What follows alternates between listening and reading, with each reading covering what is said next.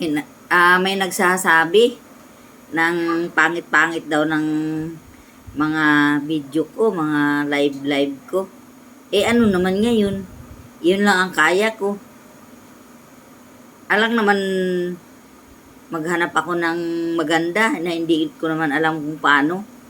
Turuan nyo na lang ako, wag na kayo mag-comment. Diba? Comment kayo ng comment.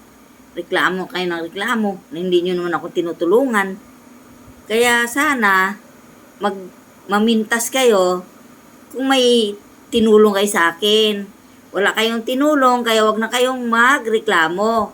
Yan lang ang kaya ko. Okay? Kung ayaw nyo mapasama,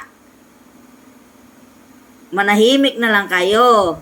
Kasi wala naman kayong ambag sa buhay ko. Ha? Diyan lang. Yan lang ang tandaan nyo. Ini-stress nyo ang lola nyo eh. Huwag nyo stressin para masaya ang buhay. Walang pakialamanan kasi hindi naman ako nang ilam sa inyo. Okay? Sige, bye-bye.